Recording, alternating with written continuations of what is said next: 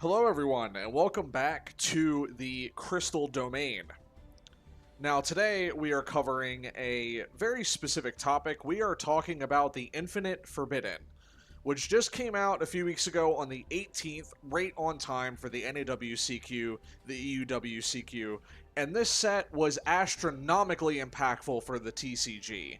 It introduced several archetypes and support for prominent archetypes, but also was just extremely relevant for, of course, some of these very specific cards that were introduced in this set.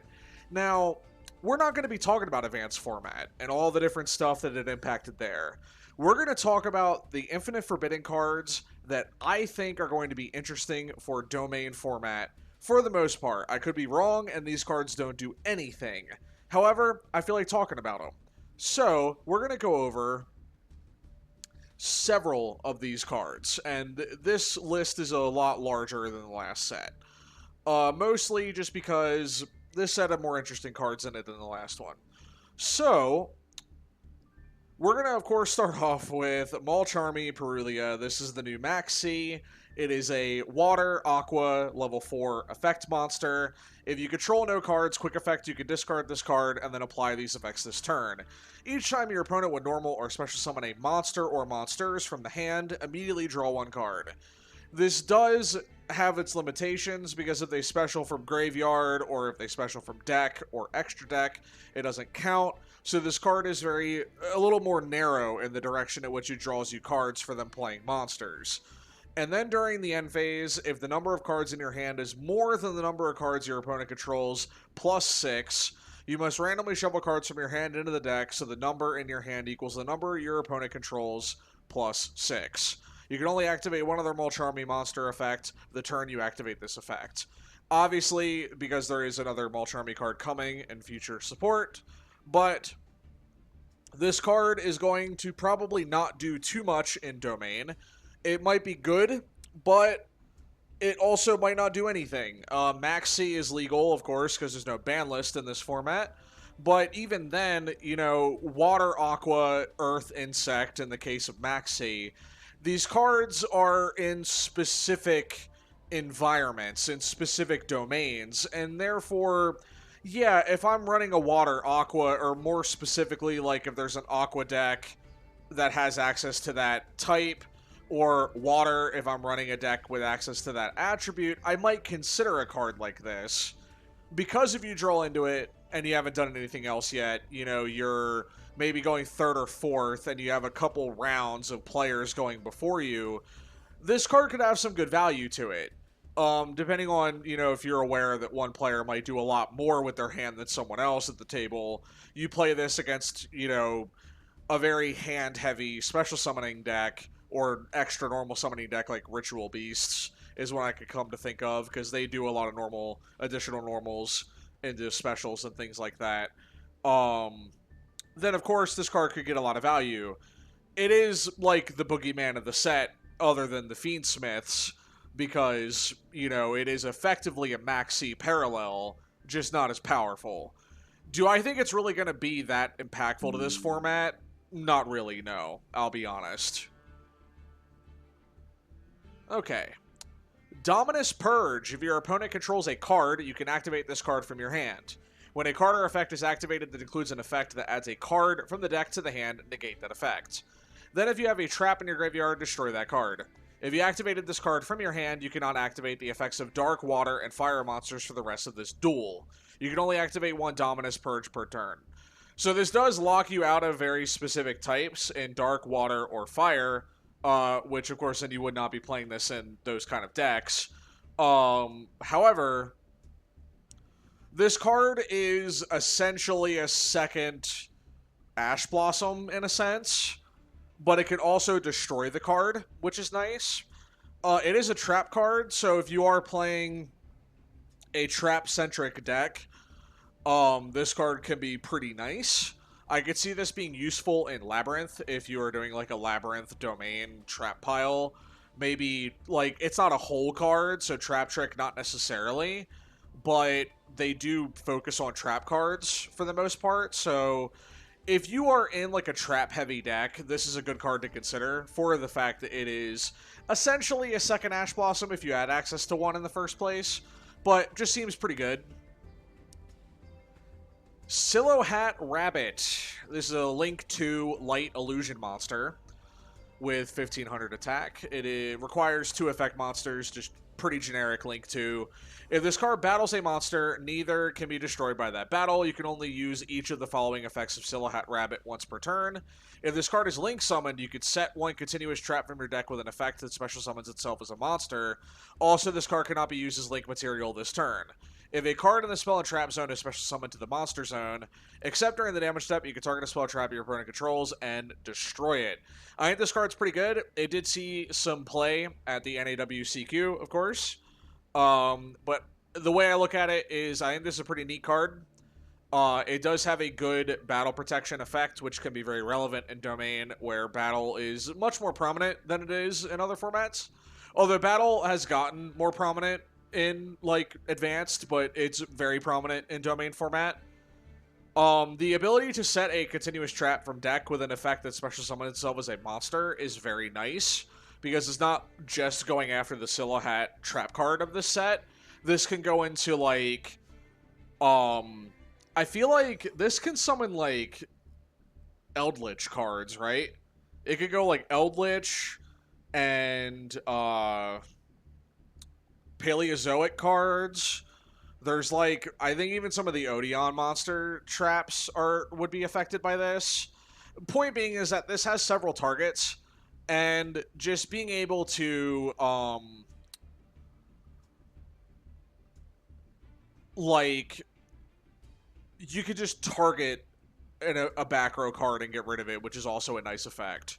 So, not, like, a huge card, because also, like, Illusion and Light, not the biggest accessible pile, but this does add on to the Illusion effect, like, the ability to further build on to Illusions in this format, which is nice. So I imagine this card will make a splash. Speaking of, Siloh Hat Trick. This is the continuous trap card that the rabbit came with in this set. Special summon this card as an effect monster. It'll be an Illusion Dark level 4. With the following effects, this card is also still considered a trap card. If this card is special summoned, you can target a face-up card your opponent controls up to the number of illusion monsters you control, and negate their effects until the end of this turn. A little bit of a Forbidden Droplet style effect, where you can just kind of AoE sweep negate a large number of things based on if you have a good amount of illusion monsters on board. If this card battles a monster, neither can be destroyed by that battle, of course, the standard illusion effect. And then you can only activate one Siloh Hat Trick per turn.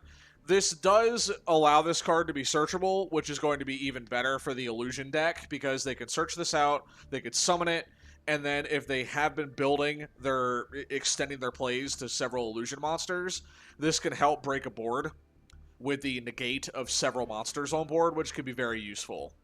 So again, I think Siloh Hat Rabbit and Siloh Hat Trick will make a good impact to the Illusion deck in Domain, and maybe even outside, because it is also a light monster, which is very good and broad in where it can be applied to. We will cover the Mimigouls, because I do find them very interesting. I don't normally like to cover archetype cards, per se, in these videos, but I do want to talk about the Mimigouls. So we got Mimig Master, a level 4 zombie. Cannot be destroyed by battle or card effects while your opponent controls any face-down monsters, or you control a Mimighoul monster other than Mimig Master. You can only use each of the following effects of Mimig Master once per turn. If this card is normal or specialed, you can add one Mimighoul monster from your deck to your hand except itself. During your opponent's main phase, you can change one face-down monster on the field to face-up attack or defense position. Now, this is good because it does give itself an inherent quick effect in order to mess with an opponent's monster to effectively Book of Moon it, which then gives it battle or card effect protection, which is very important. And, of course, it can be normal or specialed, and search out another Mimighoul monster. So this does have applications to be a good deck master, for searching out other Mimighoul cards. Not too many of them exist yet, because it's like 17 slots, if it was an advanced deck, can fill the Mimig Ghoul numbers, but it also is only like 6 cards total if you are looking for like singleton like we are in domain format. But this deck does have good applications because it could be a good just flip monster deck in general. So this does have good applications for the rest of the cards. And being able to search, protect itself, very good effects. Mimig Ghoul Dungeon is their field spell. Mimig Ghoul monsters you control that were not normal or special this turn gain attack equal to their original defense. This could be good for just beating over things. Any player who controls a face-down monster cannot normal summon monsters, nor declare an attack with monsters that were special summoned this turn. Bit of a floodgate, but we are in a deck that wants to be able to flip their monsters efficiently, so slowing down the opponent makes sense. During your main phase, you can add 1 Mimig Ghoul monster from your deck or graveyard to your hand. You can only use this effect in Mimig Ghoul Dungeon once per turn. The recursion from grave is also just very useful. Resource looping is important, especially in this game where you are dealing with 3 opponents versus 1, and so this card is going to be very useful. I think the ability to gain attack equal to defense is going to be useful for beating over monsters, let alone controlling the opponent as well from being able to normal summon monsters in the first place, can shut off deck masters completely if they need to be normaled, let alone monsters that are special can't attack either, which can help slow the game down. And if you are trying to, slow down the tempo of a game, maybe even get some people to your side at the table, you could be like, hey, I can slow down this game, and that way their special summon stuff can't attack. Maybe we can use this time to figure out a way to get rid of their, problematic board state. So this could be used politically as well to help slow down an opponent that might be going a little too quick, and the rest of you at the table want them to, slow it down just a little bit. Lord of the Missing Barrows. This is a level 10 light fiend with 3100 attack. You can special summon this card from your hand by banishing 3 cards from your graveyard, a monster, a spell, and trap, one of each type. If this card is special summoned from the hand, you can banish a monster and 2 spell traps from your opponent's field and or graveyard. Graveyard hate, field hate, this is good. Being a light, it's easily summoned. Having one of each card type is also easily done in this format. Good body, 3100 attack. It's a fiend, also very playable. I think this card is going to be good. I think it should be considered a easy, summonable, boss-esque monster that will just come out with a big attack and deal with some problem cards at the same time. Of course, I did lie a little bit, again, about talking about archetypes. I do play an insect deck inspired by Johan or Jesse Anderson of the GX manga, and in that case, he plays an insect deck. So I will talk about the Ragnara cards of this set. Ragnara Wicked Butterfly. This is a level 4 Earth Insect. You can discard this card and special summon a insect, plant, or reptile from your hand, and if this card is banished from the hand or graveyard, you can draw cards during the end phase of this turn equal to the number of different monster types among the monsters you control that are insect, plant, or reptile. This can get you up to +3, which is very nice in a deck that wants to link spam and will pretty easily get out all 3 types. So this card is a good extender to fill back up your hand after extending into your plays. Of course, you can only use this effect of Wicked Butterfly once per turn. Another thing with the Insect Ragnara loop is that it is good at resource management, where it can get the card back from Banish, it can get it back from Graveyard. You'll be able to reuse this card. So you're not just drawing like 3 cards a game with this card. It might be even more than that. It might be like 6 or like 9. I mean, hypothetically, if it goes long enough, maybe even like 12 cards. This card's crazy. Like, I think this card's going to be really good in this deck. Mimig Ghoul Archfiend, a level 1 Fiend Flip monster. Flip. If it is the main phase, apply these effects in sequence. Your opponent draws 1 card, sends 1 card from your hand to the graveyard, and then give control of this card to your opponent. During your main phase, you can special summon this card from your hand to your opponent's field in face-down defense position. If this card is normal or specialed, you can change 1 face-down monster on the field to face-up attack or defense. You can only use each effect of Mimig Ghoul Archfiend once per turn. The idea is to give these cards to the opponent, that way when they flip, you get the effects. So for one, how it would really work is that it'll flip on the opponent's side of the field. You'll draw a card. They will discard a card by sending a card from hand to the graveyard, and then they'll give back control of the card to you. Which then, of course, you can flip it and give it back, and the whole point is to just kind of resource loop and outvalue the opponent by throwing these guys at the opponent, which I think will be a very fun, gimmicky deck to mess around with. Then we've got Mimig Cerberus, a level 1 Earth Beast flip monster. So once again, it'll flip, and then if it's the main phase, you will apply these effects in sequence.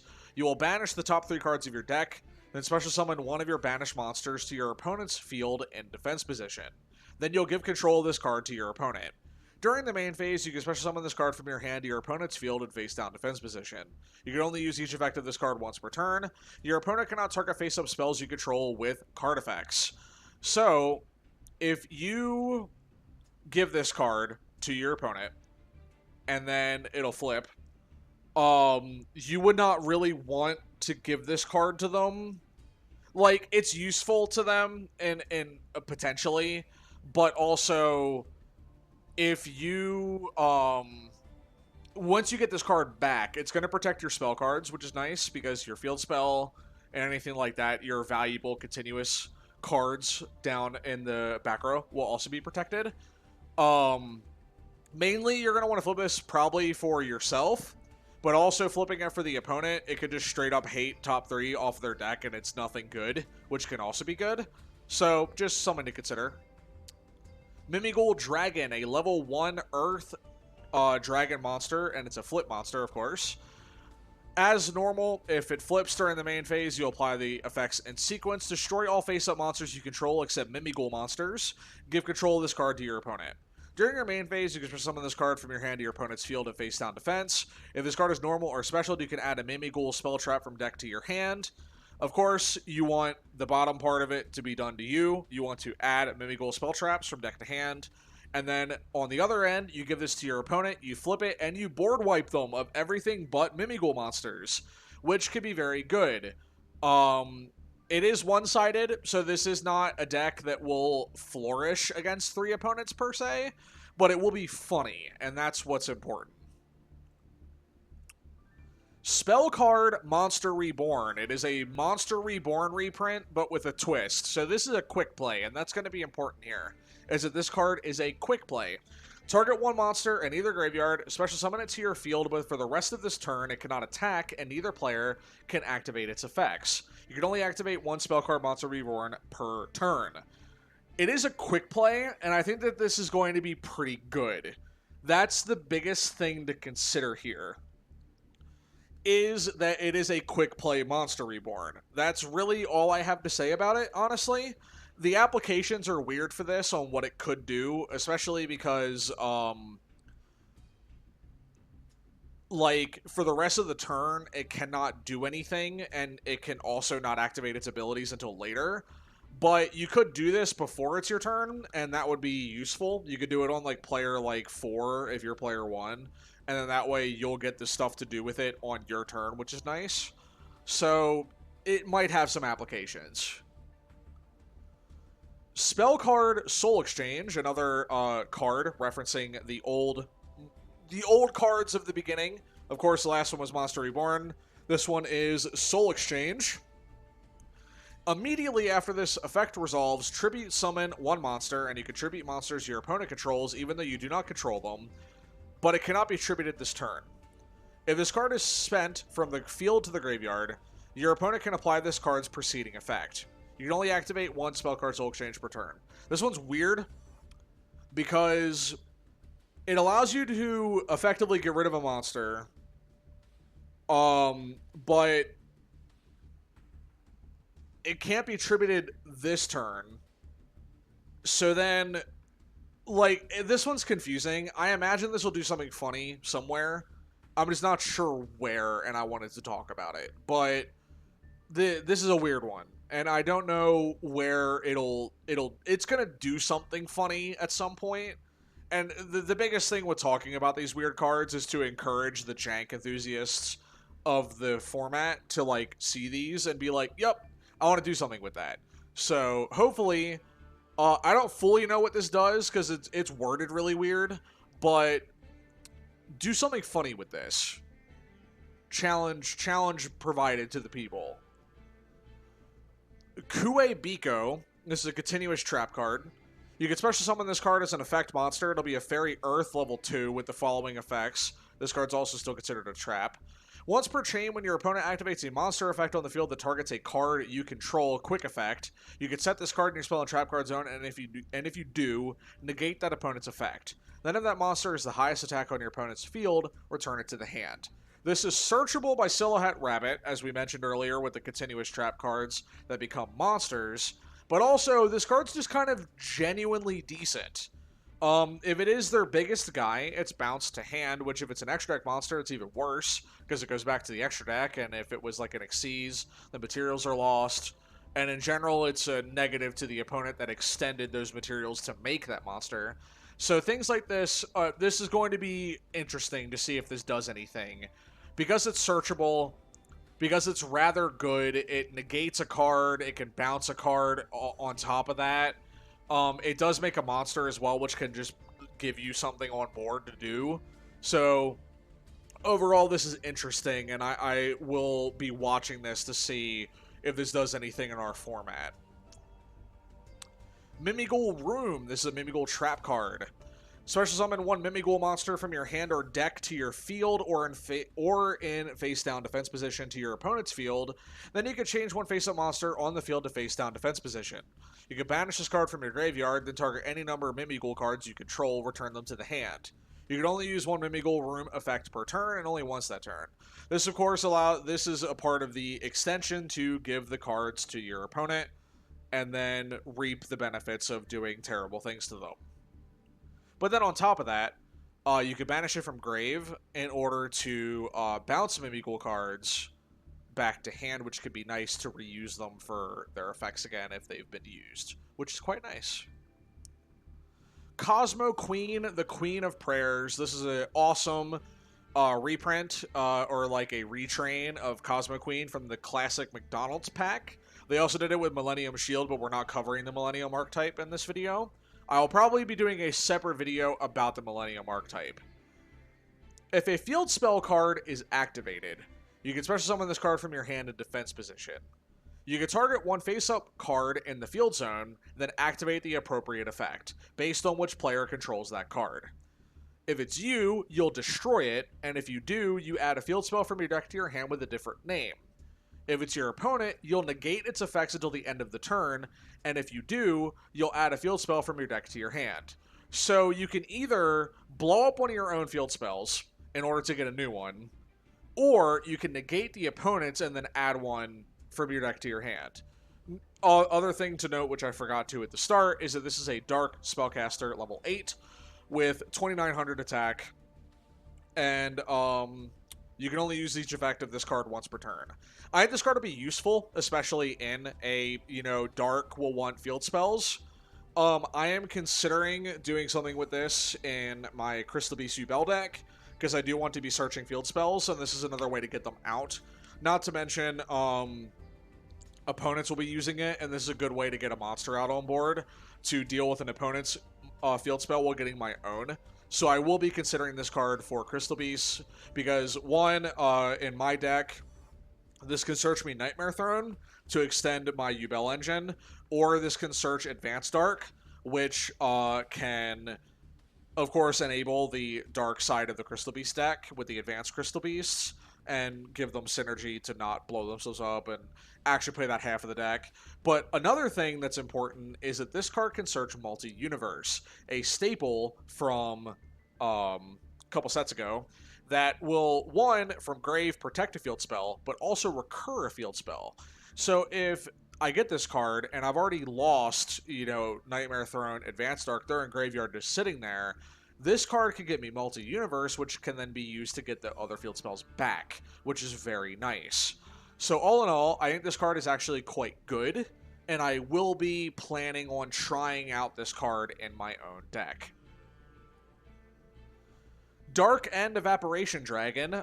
So Dark End Dragon and Light End Dragon back from Legendary Collection GX. They were Synchro monsters, which is not what they were in the manga. These are closer tied to what they actually were in the GX manga, which is Light and Darkness Dragons halves, and are based on Chaz. So Chaz, Princeton, Chaz It Up, Manjame Thunder, the GOAT. He used Dark End and Light End and Light and Darkness Dragon in the manga, and we finally got like some references to that in these new cards.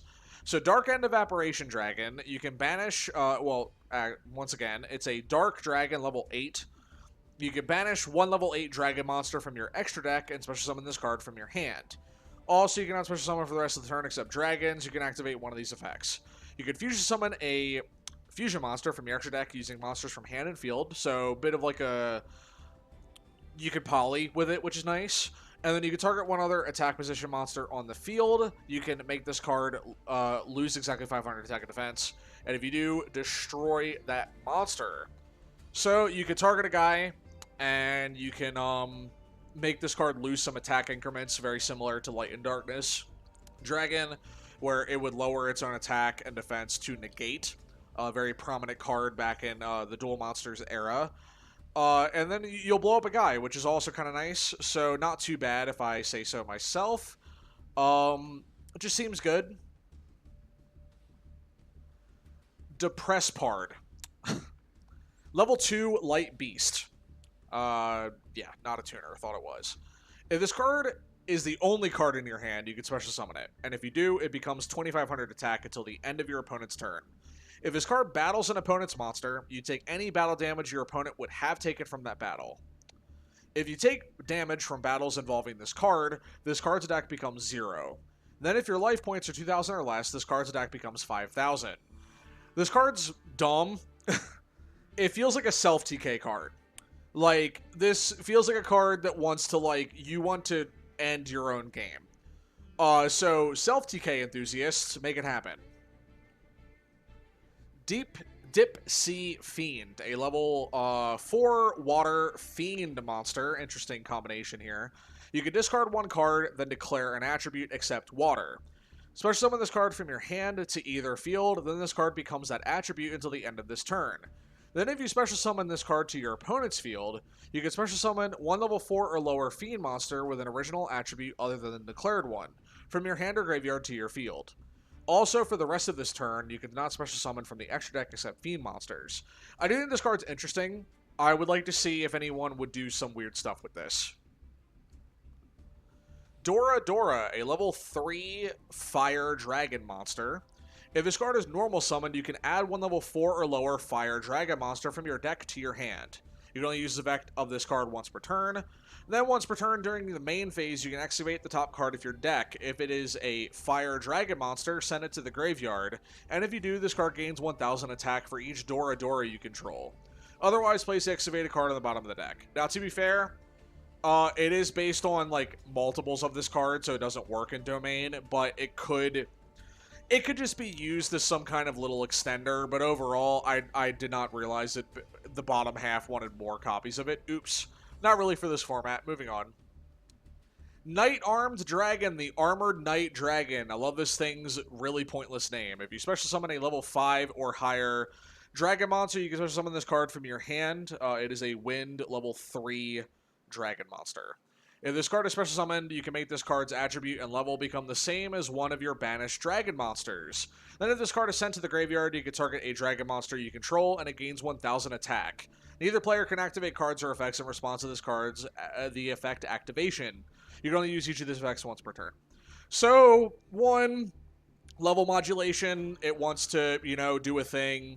Level modulation can be good for Xyz, can be good for Synchro. It gets itself out just by playing other dragon cards, and then also it has a spell speed 4 ability that doesn't really matter, but it is kind of funny that it's attack raising ability, which could be very relevant in Domain, because you can't prevent that attack raise. So if you're in the middle of an attack, it's like a gotcha moment with spell speed 4, so that's kind of nice. I can see this card being useful in dragon piles, so it's why I brought it up. Then we have the other half of the Light and Dark. We have Light End Sublimation Dragon, level 8, Light Dragon monster. You can banish a level 8 dragon monster from extra deck and special summon this card. Then you cannot special summon for the rest of the turn except dragons. During your main phase, you can fusion summon one fusion monster from your extra deck, using monsters from your hand or field. When an opponent's monster declares an attack, you make this card lose 500 attack and defense. And if you do, that opponent's monster loses 1500 attack. This one's a little bit weaker than Dark End, but again, Light and Dark is just cool to see this theme come back. And might be useful. Lowering an opponent's monster's attack could be useful to make a boss monster less annoying to deal with. So...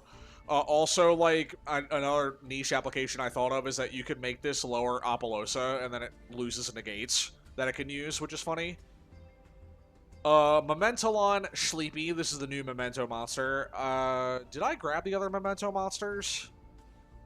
I don't think I did. Moving on. Paralyzed Mushroom. This is a level 5 light thunder monster. If a monster that was originally Thunder sent from your hand or field to the graveyard, even during the damage step, you can special summon this card from your hand. If a Thunder monster's effect is activated in the hand while this card is in the monster zone, you can special summon one Paralyzing token, a level 1 Thunder Dark token. You can only use these effects once per turn.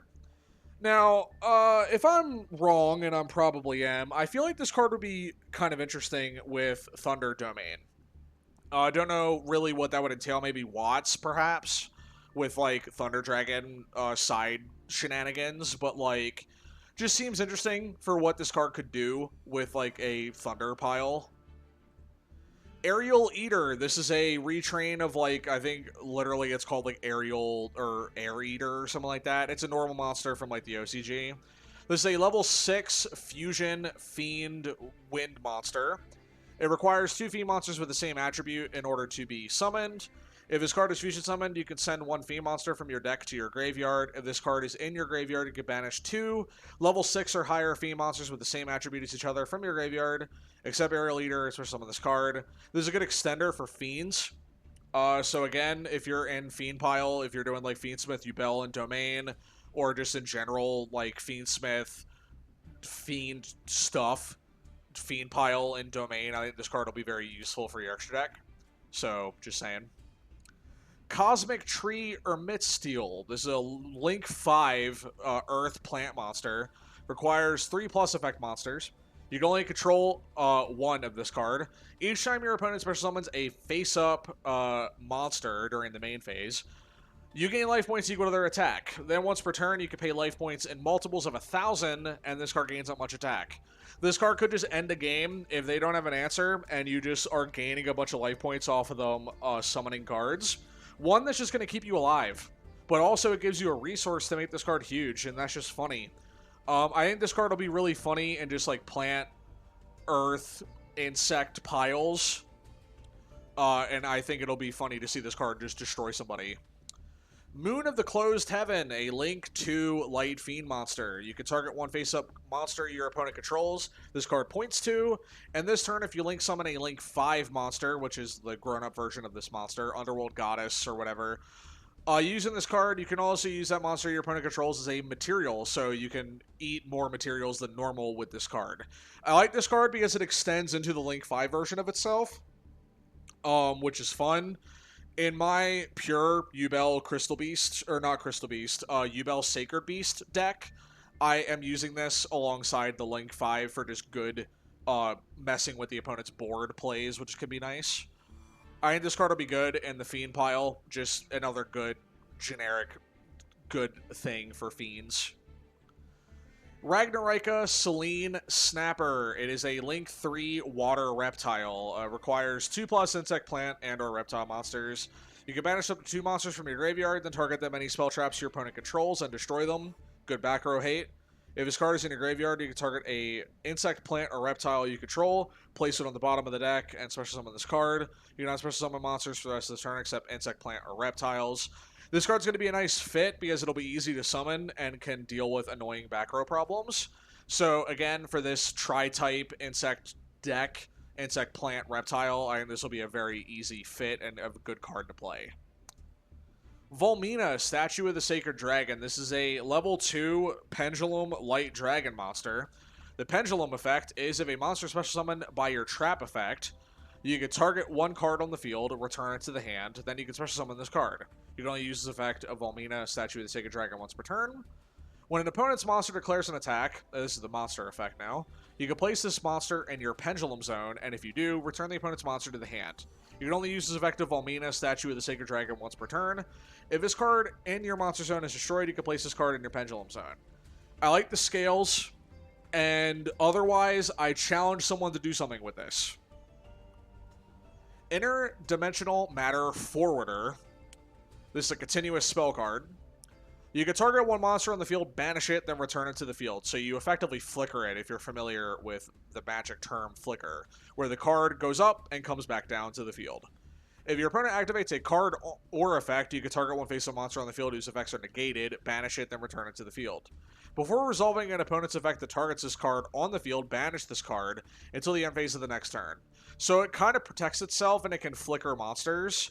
It's weird. I don't know if it's great. It's just, it's a weird card to talk about. That's 10. This is a spell card, continuous spell card. Each time a card or effect is activated except that's 10, you can place an access counter on this card, maximum of 10. Monsters you control gain 100 attack for each access counter on this card.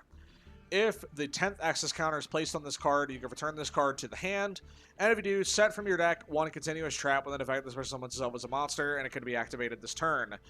This is weird, but goes into that, like, trap monster deck, so this could be funny, and, yeah.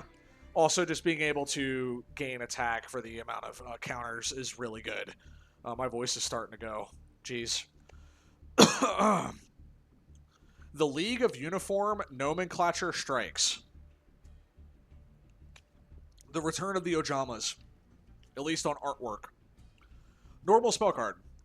Target one face-up monster you control. Equip 2 monsters with the same original name as that target. Okay, never mind. This card doesn't work in domain. Sad.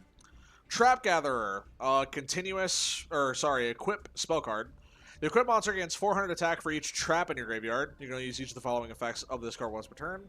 After damage calc, if the equipped monster destroyed an opponent's monster by battle or inflicted battle damage to your opponent, you can send this card to the graveyard, set a trap from grave. Set one trap from your graveyard. If a face-up trap you control would be destroyed by card effect, you can banish this card you control instead. I made this card to be funny in the Trap Matters decks, Labyrinth, Trap Trick. It's just like a good thing to make the monster a little stronger. Might be able to beat over the opponent. But also, setting a trap is nice. And then protecting that trap with this card is also pretty good.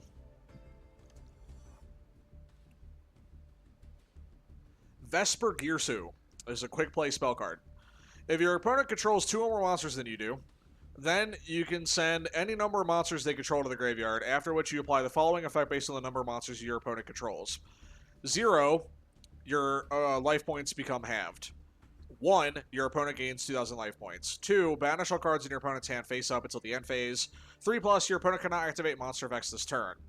I think this card is going to be pretty powerful in a format where you do want to control the board a lot more because there's so many people.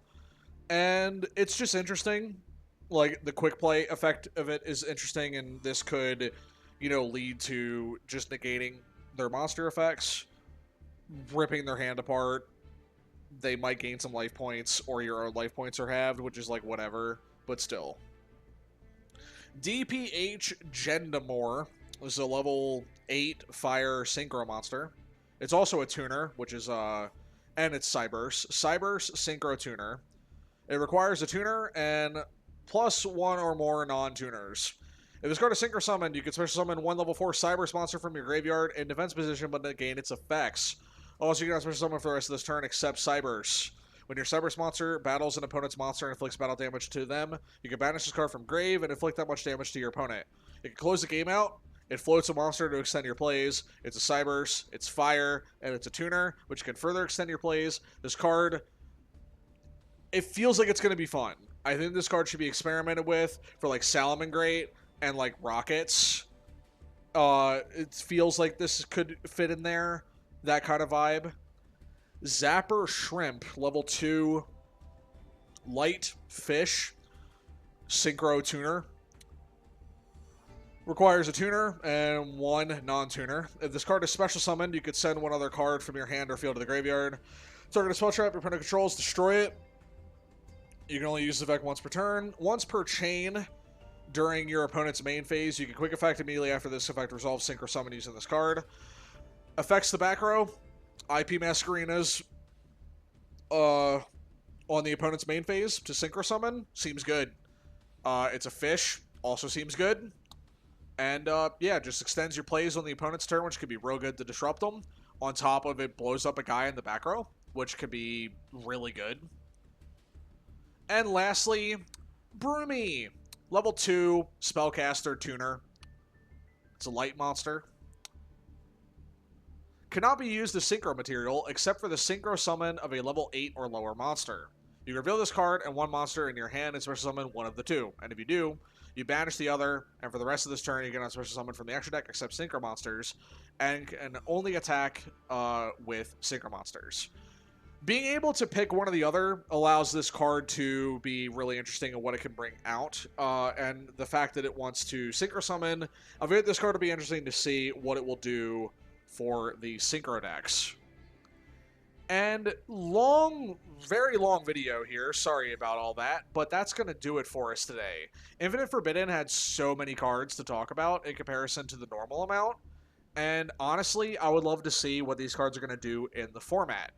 Thank you guys for watching as always. If you made it to the end of the video, you're a real one because this one's long.